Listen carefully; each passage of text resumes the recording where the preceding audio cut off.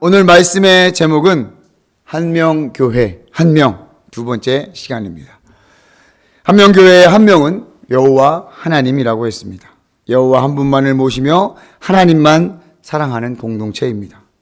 여호와 한 분만을 사랑하는 자들은 여호와의 말씀을 듣고 그의 말씀을 따라 살아갑니다. 하나님을 사랑하는 것의 중심에는 하나님의 말씀이 있습니다. 오늘은 한명교회 두 번째 시간, 예수님께서 말씀하시는 한명입니다. 예수님께서는 이 땅에서 많은 사람을 고치고 치유하셨습니다. 그리고 전도하며 하나님 나라의 복음을 가르치셨습니다. 오늘 본문의 상황도 예수님이 여러 사람과 함께 있는 상황이에요. 그러한 가운데 예수님에 관해서 수군수군 거리는 이들이 있었습니다. 예수님의 행동이 못마땅했던 것이죠. 그들은 바리새인들과 서기관들입니다. 그들은 당시 유대인들 가운데 기득권자에 속하는 자들이죠. 그들은 경건주의 유대인들로서 율법의 해석과 실천을 굉장히 중요하게 생각했습니다. 그런 자신들의 행위와 거룩함을 드러내기 좋아했으며 또 율법을 철저히 지키려고 여러 가지 세부 법칙도 만들면서까지도 지켰습니다. 서기관도 마찬가지입니다. 서기관은 대부분 레위 지파로서 대대로 이어지는 직업이었어요. 율법서, 그러니까 성경이죠. 모세의 율법서를 복사하는 거예요. 필사해서 복사하거나 연구하여서 가르치는 전문 율법학자들로 대부분 바리새파에 속했다고 합니다. 그러면 자연스럽게 이제 성경에서 바리새인과 서기관이 이 쌍으로 등장하는 이유를 좀 이해하실 수 있을 것입니다. 그런데 그들이 수군거리는 이유가 무엇입니까? 이전부터 계속 신경 쓰였던 저 인물, 저 예수님이 세리와 죄인을 영접하고 음식을 같이 먹는다. 그 이유 때문이었습니다. 세리와 죄인들. 이들은 유대인들에게 달갑지 않은 인물들이었습니다. 세리들은 자기 멋대로 금액을 정해서 많은 세금을 걷어 자기 배를 채우는 자들이었고, 죄인들이야 두말할 것 없는 부정한 자들이었습니다. 그런데 예수님께서는 그들을 가까이 하셨습니다. 예수님의 공생애 동안 병든 자들, 특별히 율법에서 부정한 자라고 여기는 병든 자들을 찾아가셨습니다. 그리고 과부, 세리, 죄인 등은 너무나도 단골 출연자들이었습니다. 그런데 오늘 본문 1절을 보니 모든 세리와 죄인들이 예수께 가까이 나아갑니다. 예수께 나아온 것도 나아온 것이지만 가까이 갔다. 여러분 재밌게도 가까이라는 헬라어 원어가 앵기조라고 발음한다고 그래요. 그러니까 모든 세리와 죄인들이 예수님께 가까이 가서 앵기죠. 앵기는 거예요. 네. 우리도 예수님께 가까이 나아가 많이 안아주기를 주님의 이름으로 축복합니다. 자, 그들이 예수께 이렇게 가까이 나아간 목적이 무엇입니까? 왜 그랬습니까? 말씀을 듣기 위하여라고 기록하고 있습니다. 할렐루야. 예수님의 말씀을 듣기 위해 세리와 죄인들이 예수님께 가까이 나아간 것입니다. 그런데 예수님이 그들을 어떻게 하셨습니까? 2절을 한번 보세요. 15장 2절에 보니까 이 사람이 누구입니까? 바로 예수님이 죄인을 영접하고 죄인들을 영접한, 이 세리와 죄인들을 영접했다고 그래요. 유대인들이 그토록 미워하고 꺼리는 세리와 죄인들을 영접했어요. 이 영접했다는 의미는 받아들인다라는 의미도 있지만 환대한다, 환영한다라는 의미가 있습니다. 이들을 받아들인 것뿐만이 아니라 그들을 환영하고 존중해 줬다는 거예요. 예수님은 바리새인 그리고 서기관들과 다르셨습니다. 세리와 죄인들을 받아주시고 그들을 환대해 주셨죠. 예수님께서 그들을 영접하고 환대할 수 있었던 이유는 그들을 받아주셨기 때문입니다.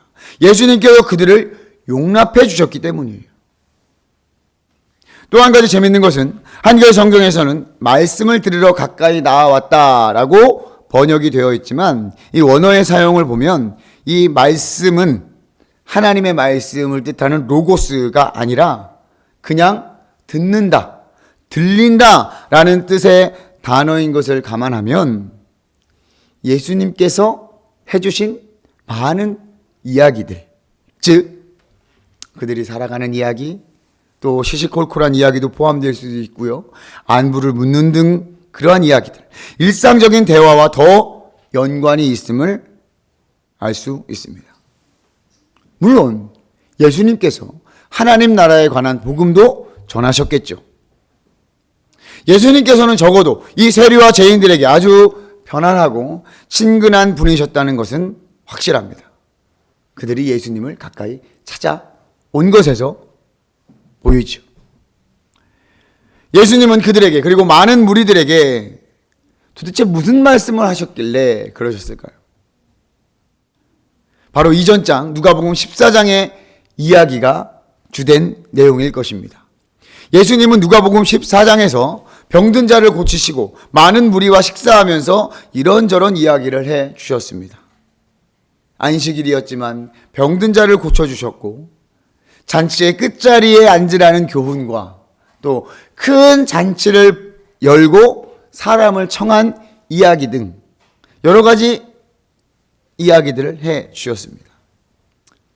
그리고 14장 후반부에는 제자가 되는 길에 대해서 말씀해 주셨습니다. 14장 25절부터 35절까지의 내용은 제자도에 관한 내용이에요. 내 제자가 되려면 자기 십자가를 지고 나를 따라야 한다. 자기의 모든 소유를 버리지 아니하면 능히 내 제자가 되지 못한다. 이렇게 하나님 나라와 제자도에 관한 말씀을 해 주신 우리 예수님의 마지막 말은 누가복음 14장 36절에 들을 귀가 있는 자들은 들을지어다 라고 말씀을 하셨어요. 그렇다면 이 들을 귀가 있는 자들은 누구입니까? 바리새인들과 서기관입니까? 아니면 예수님을 찾아온 세리와 죄인들입니까? 세리와 죄인들은 들을 귀가 있었기 때문에 예수님의 말씀을 듣고 또 예수님께 나아온 거예요. 그러한 자들을 예수님께서는 용납해 주시고 영접해 주신 것이죠. 예수님께서는 이러한 상황에 당황하지 않으시며 수군수군 되는 자들에게 예수님께서 말씀을 하십니다. 비유의 말씀을 하시는 거예요. 한 마리에 잃은 양을 찾아가는 목자가 있다. 양 100마리가 있는데 그중 하나를 잃으면 99마리를 들여두고 그 잃은 것을 찾아내기까지 찾아다닌다. 그런데 여기서 우리가 오해하지 말 것은 99마리를 그냥 허허벌판에 그냥 놔두는 것이 아닙니다, 여러분. 당시 목동의 문화를 보면 양 100마리를 목자 한 명이 돌보는 일은 없었다고 그래요. 당시 여러 사람들의 양을 공동으로 몰았기 때문에 적어도 2-3명의 목자가 그 양들을 돌보고 있었던 것이죠. 그래서 99마리를 허벌판에 그냥 두고 갔다는 것이 아니라 그 중에 선인 목자 또는 막내 목자가 한 마리 잃은 양을 위해서 찾아간 거예요. 목자들은 잃어버린 양을 끝까지 찾아갔다고 그래요. 잃은 양이 정말 죽었는지, 만약에 죽었으면 그 양이 죽었다는 것을 증명할 양털이라도 가져와야 했기 때문에 그 한 마리 잃은 양이라도 열심히 찾았다고 그래요. 그리고 그 잃은 양을 죽지 않고 찾았어요. 그럼 어깨에 메고 돌아와서는 잔치를 베풀 정도로 기뻐한다라고 예수님께서 말씀하고 계십니다. 여러분, 이 마음이 바로 누구의 마음일까요? 바로 예수 그리스도의 마음임을 믿으시기 바랍니다. 잃어버린 양을 찾아 떠나는 목자의 마음이 잃은 영혼을 찾아 떠나는 주님의 마음이며, 잃은 양을 찾을 때의 기쁨은 잃었던 영혼이 주님께 돌아오는 기쁨을 비유로 말씀하신 것입니다. 우리 주님은 한 사람 한 사람을 귀하게 여기십니다. 믿으십니까? 한 사람도 잃으려 하지 않으십니다. 바리새인들과 서기관들이 무시하고 멸시하는 세리들과 죄인들일지라도 주님은 그들을 용납하시고 받아주시고 품어주시며 귀하게 여기셨습니다. 세리와 죄인들도 주님께서 귀하게 여기시는 자들입니다. 이것이 바로 주님의 마음이에요. 물론 주님은 바리새인과 서기관들도 사랑하십니다. 그들에게 호통치고 대적하는 것처럼 보이겠지만 그 뒤에 있는 주님의 본심은 무엇이겠습니까? 그들 또한 참 신앙과 사랑으로 하나님을 섬길 것을 바라셨던 거예요. 한 마리 양을 사랑하는 목자의 마음이 99마리에게도 동일한 것입니다. 사랑하는 한명교회 성도 여러분, 한 명을 향한 주님의 마음이 바로 한명교회에서의 한 명입니다. 우리 한명교회는 한 명을 귀하게 여깁니다. 주님께서 귀하게 여기듯 말이죠. 주님은 세리도 죄인도 그들을 용납합니다. 그들을 받아주셨습니다. 그들이 어떠한 상황과 상태이든 사람들이 뭐라 말하든 주님은 그들을 용납해 주셨던 거예요. 당시 바리새인과 서기관들은 이 세리와 죄인들, 이방인들, 즉 율법을 지키지 않는 사람들에게 땅의 백성이라 부르며 그들을 업신여기고 무시하며 선을 그었다고 그래요. 바리새인들과 땅의 백성 사이에는 넘을 수 없는 하나님의 하나의 높은 장벽이 있었습니다. 하지만 주님은 그렇지 않으셨습니다. 주님은 땅의 백성이라 불리는 사람들일지라도 그들을 받아주시고 용납하시며 환대해 주셨습니다. 주님은 이 세상의 가치와 다른 가치를 지녔기 때문입니다. 주님이 그들을 그렇게 받으시고 용납하시며 귀하게 여기셨습니다. 이것은 저와 여러분들에게도 동일합니다. 주님이 우리를 받아주셨으니 우리도 서로 받아주는 것이 마땅합니다. 로마서 15장 7절 말씀입니다. 우리 같이 한번 앞에를 보면서 같이 읽겠습니다. 시작. 그러므로 그리스도께서 우리를 받아 하나님께 영광을 돌리심 같이 너희도 서로 받으라. 아멘. 사도 바울의 권면이었습니다. 주님께서 우리를 먼저 아무런 대가 없이 받아주셨고 그것을 통해 하나님께 영광을 돌렸습니다. 이런 양이었던 우리를 주님이 찾아오셔서 우리를 구원하시고 용납해 주셨습니다.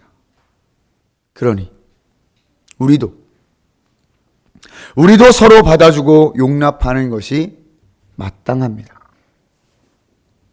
다른 이들을 용납할 수 있는 마음, 환대하는 마음, 그 마음을 우리는 갖고 있습니까? 아직은 부족할 수 있습니다. 하지만 우리의 한명 신앙 공동체 가운데 주님이 하신 것과 같은 용납과 환대가 있어야 합니다. 그것이 우리가 목표하며 추구해야 할 가치입니다. 이것 역시 연습과 훈련이 필요하죠. 교회 공동체가 그리스도의 사랑이 전제가 되어 있다고 하지만 그 사랑이 자기 중심적인 경우도 많이 있습니다. 자기의 경험과 지식에 의존하는 때도 많이 있습니다. 때로는 신앙의 연수와 권위로 타인을 정죄하거나 판단해버리는 경우도 많이 있습니다. 다 해봐서 알아 내가. 나도 처음엔 그랬었지. 근데 해봐. 똑같을걸? 믿지 않는 자들 그리고 신앙의 초보자들을 우리는 용납하고 환대할 수 있어야 할 것입니다. 교회 안에서 그들의 생각과 사고와 경험, 태도가 우리와 다르다 할지라도 용납할 수 있는 유연함과 성숙함이 우리 가운데 있기를 소망합니다. 그러한 자들도 주님이 다 받아주신 자들이기 때문이죠. 그리고 궁극적으로 그들은 그리스도가 필요한 사람들입니다. 그리스도의 사랑을 경험하고 그리스도에 대해서 하나님에 대하여 알아가고 경험해야 할 자들이에요. 여러분, 어떻게 경험할 수 있을까요? 저와 여러분들을 통해서 경험하게 될 것입니다. 우리의 언어와 행실, 우리의 태도와 신앙을 통해서 그들은 하나님을 경험하는 경우가 더 많이 있습니다. 물론 말씀을 통해서 가르치는 것도 필수죠. 그러나 처음 신앙생활을 하는 자들에게, 그리고 믿지 않는 자들에게는 저와 여러분들을 통해서 하나님을 알고 하나님을 경험하게 되는 거예요. 세상 사람들은 이 성경을 읽는 기독교인을 통해서 하나님을 읽게 됩니다. 그러니 우리는 때로는 이 긍휼한 마음으로 기다릴 줄도 알아야 합니다. 처음 믿는 자들 또는 믿지 않는 자들뿐만이 아니라 서로 지체된 우리에게도 이 긍휼과 기다림은 필수겠죠. 우리 주님께서 이 세리와 죄인들과 하루아침에 이렇게 친밀한 관계를 형성할 수 있었을까요? 그렇지 않습니다. 주님은 그들을 향해 끊임없이 나아갔고 유대인들과 바리새인들의 비난과 조롱에도 그들을 품으시고 용납하셨습니다. 그들을 귀하게 여기셨기에 그렇게 하실 수 있었던 것입니다. 사람은 긍휼에 반응한다고 합니다. 긍휼한 마음으로 기다리며 용납하고 환대하는 것. 한명교회의 한 명을 향한 목표와 도전입니다.